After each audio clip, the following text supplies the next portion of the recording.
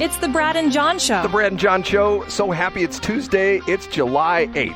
John, we're going to move right into Brad's top three because I got actually 4, maybe even 5. Can we do that? Ooh, I can't wait. Let's hear the ladies sing, Brad. It's time for Brad's top 3. Yes. This will be the top 3, 3.5, let's call it. It's time for Brad's top. And number 3. It's number 3. Okay, this is going to be 3A, okay? I don't know if you caught it at the top of the hour newscast, near the end of the Fox newscast. Shocking revelation that you no longer have to take your shoes off to go through the TSA checkpoints at the airport. Did you hear that, John? I did hear that, yeah. Now, can I tell you something that I don't want to be gross or anything like that, but a lot of people when they go fly, they wear sandals and stuff like that. So when they take off their sandals, they're walking around in their bare feet. How come we haven't had an infestation of athlete's foot at the airports, John? How come that hasn't happened? That is a great question, and I do think that is disgusting. It is disgusting. Okay, that is 3B, and now we go for 3A. It's number 3. 3B, I know 3A. Okay, last week I checked out a new fast food place called Smalls. You familiar with this? No, where is it located? This one is on the Rock Road just east of 270. Actually, it's sort of on the confluence, where Natural Bridge and the Rock Road coming together. Oh, that's a disgusting area. Okay, that explains why I haven't been there. So No, it's called Smalls. What did it used to be? Was it like a Raley's or something? No, they tore it down. It's brand new. It's sort of cool because of the fact they made it out of, not totally, but they made it out of shipping containers, painted bright orange, okay? Well, that's quaint. Now, what kind of food? So tell us about it. I'm sorry, I'm stepping on your story. What is it? It's a White Castle knockoff, okay? That's what they do. But here's the problem, okay? I go to White Castle, and I usually order a number 1. And a number 1 consists of 4 White Castles, French fries, and a soda, okay? And it usually, depending upon which venue you're in right now, currently, it's about anywhere between like $8.90 and $9.10, depending upon the local tax jurisdiction. I could eat a lot of different White Castles. So I go to Smalls last week and want to check it out. Tried a couple times, and the line was literally out the parking lot on the Rock Road, and it was like a traffic jam right there, right in front of the Planet Fitness. People know where I'm talking about if you've been by it recently. So I went last week. And they've sort of done a couple things. They've sort of like mixed it up between a fast food place and Chick-fil-A because they have the covered area where they have live people standing out with their little iPads, and you pull up underneath like the covered area. They just recently redid the Chick-fil-A down in the valley to be like the new style, which has the covered area where the people I get walk what up you're and down. saying. Okay, I get it. So a nice young lady comes up to me, and she's got her menu. She shows me her menu, and I pick a number 1, thinking I'm going to get 4 hamburgers, a French fry, and a soda. And my number 1 was $7. Let me look at it here. $7.43, which I was most happy with. I thought to myself, wow, this is cheaper than White Castle. The only problem was when I got my food, I didn't get 4 hamburgers. I got 1 little tiny slider burger.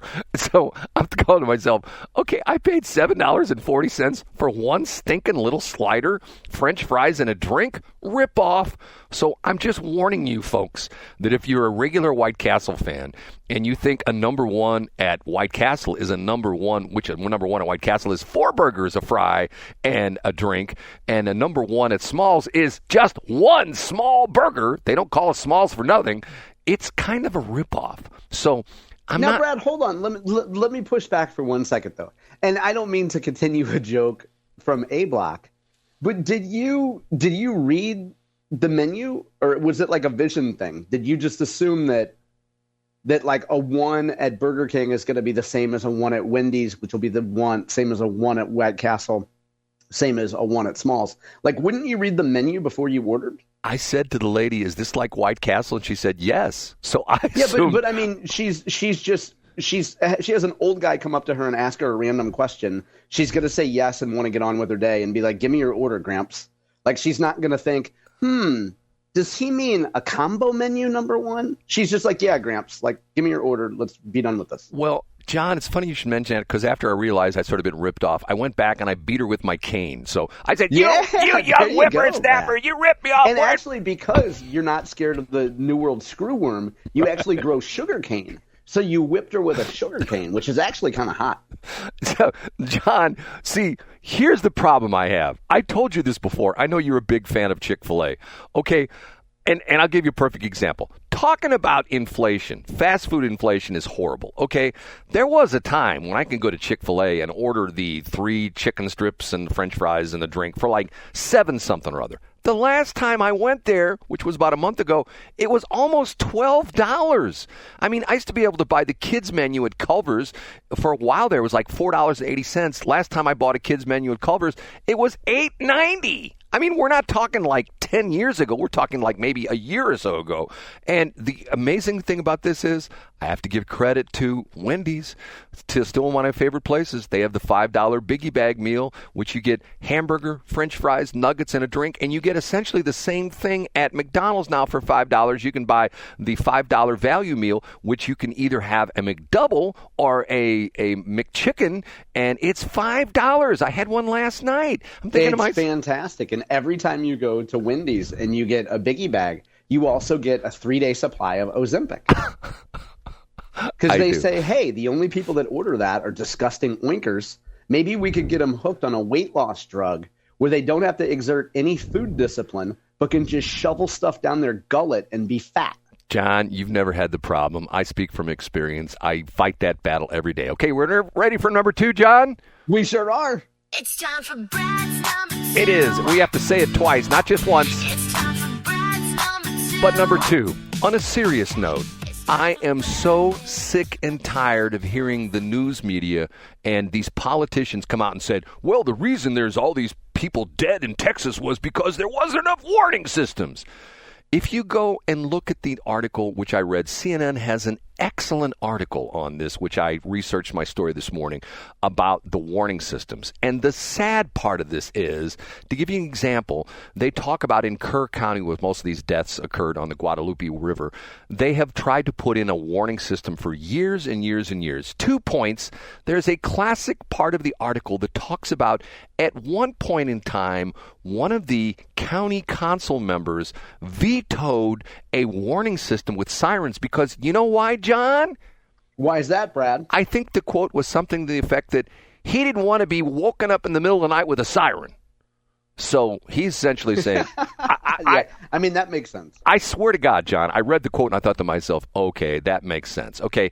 Secondly, Chuck Schumer came out and said, this is terrible. It's because we got rid of people at the National Weather Service. They didn't put any warnings out.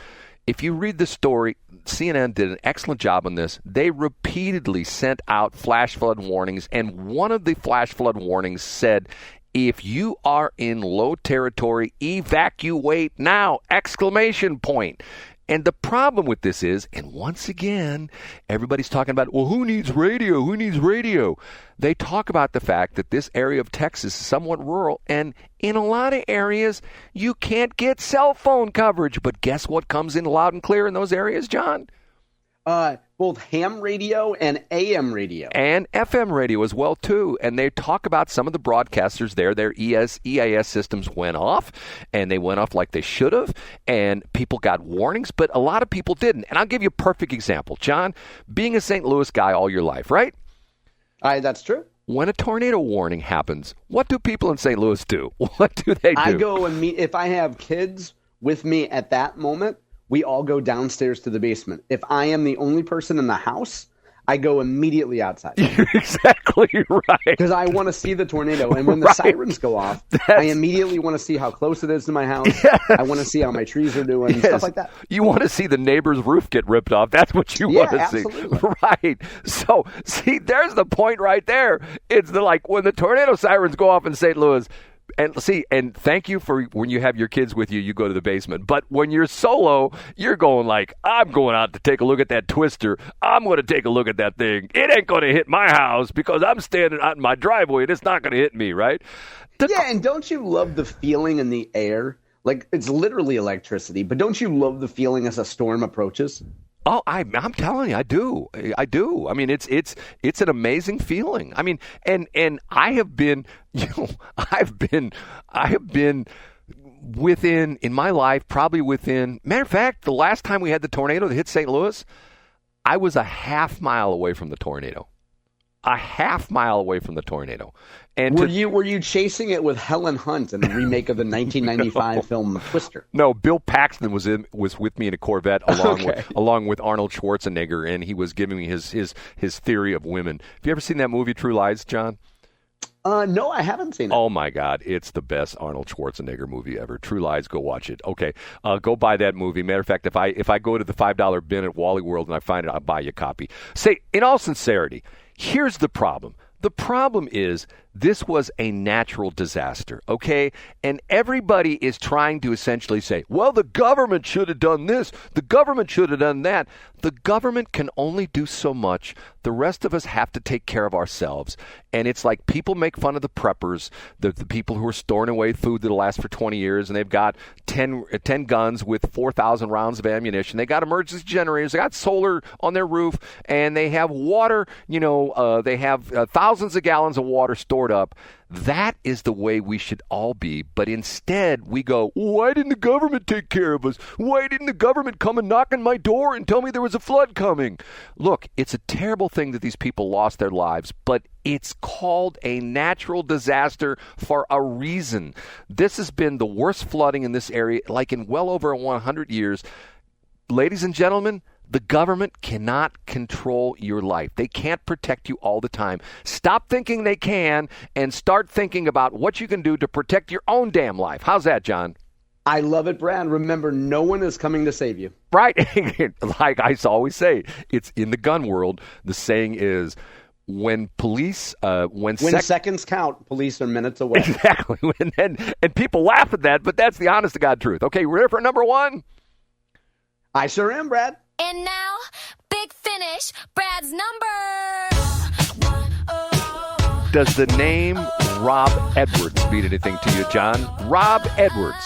I think I saw it on johncombest.com today, Brad.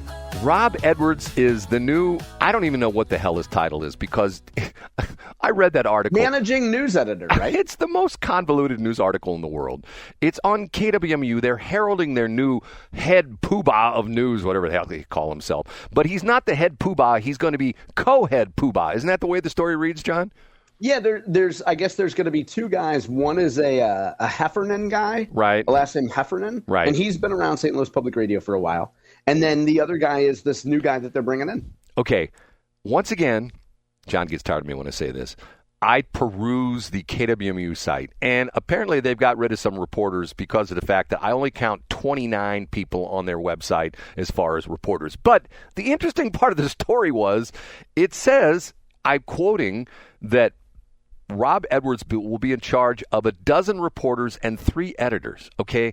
A dozen is 12, 3 editors is 15. What do the other 14 people do that are on the website that say they're in the news department? What do they do, John? I imagine they're audio technicians, audio engineers. No. You know more about radio than I do. No. It says they're all, if you look at the website, it groups them by category. They're all in the news department. So this article says he's in charge of 12 reporters and 3 editors, but yet there's 29 people that show up in the news department. Now, the interesting part of this is I will give KWMU credit because this dude has got commercial cred. Matter of fact, his most recent employment was at Channel 5, KSDK, and he also worked at WMC in Memphis, which is the station in Memphis, right? And he also worked at KOMU at Columbia. In Columbia, yeah, we talked about them last week, right? And I will say this up front: if you have kids, first off, if they want to go into TV news, first off, have them call me first and I'll talk them out of it. But if they do want to go into TV news, the best university in the country is University of Missouri because they have their own commercial TV station. And the reason that is important, trust me when I know this, because if you're working commercial radio and you get a job applicant who says they used to work at KWMU, you won't hire that person because they didn't have real radio experience. They had fake radio experience because KWMU is fake radio. It's not real radio like commercial stations are. It's like the difference between playing pickleball and playing Serena Williams in tennis. There's a huge difference in the two. And I say good luck to Rob Edwards. I hope he turns things around. But you read the article, John. Did you read the whole article? I did read the whole article, yeah. Is that gobbledygook or what? No, like to me, maybe it's because I wrote so many corporate press releases that used 1,000 words to say two things. Yes. I followed it pretty clearly. You did think it was clear? Well, I mean, I think it's clear. You have two people who run things. Excuse me. You have this Mr. Edwards guy who it looks like he's going to do actual news stuff. And the Heffernan guy is going to manage, like, how do we promote ourselves? How do we do audience engagement, which means how do we keep everybody happy and promote the station? You know, if you here, I'll tell you right now. Here's how to do it, and I'll do it in real time. If you want to see where your tax dollars are not at work, okay, here's what you do. You go to STLPR, it's still up on my phone, and you go to staff.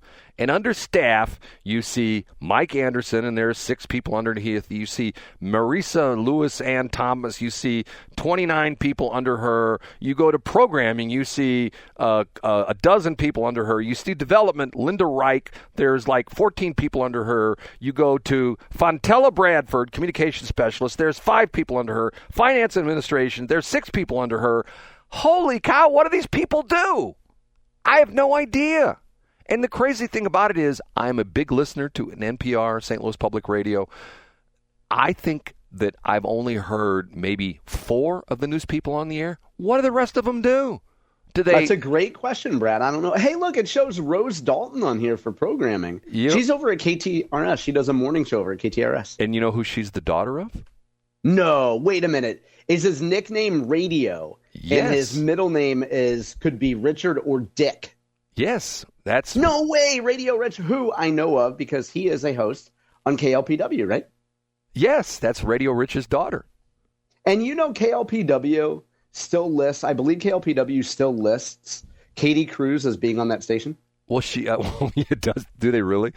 Yeah, I'm serious. I mean, if she's not there anymore, she's still listed there. Nah, well, they need... You know what they need to do? They need to set up an automated RSS feed. No, they need to hire the staff of KWMU to run KLPW, and then that station would be... Well, no, Diane Jones wouldn't allow that because then people would be usurping her power. I always love that word. My mom used that word a lot, usurp. Don't you like that word, John, usurp? I love the word usurp. It means to overthrow. Right. Okay, John. Randy Raley up next. How about that? I love it. We'll take a break. And Brad's top 3. So what's the over and under of how long this lasts, John? Oh, I don't know. I mean, I think you could keep going in. I think we could approach we've already eclipsed Brad Cam. So I think we could eclipse the first round of Westplex News, which I think you did originally for 4 years ago. I think you updated it for about 6 weeks. John. And then you took like it took about a 4-year break. So I would say probably about 6 weeks. Okay.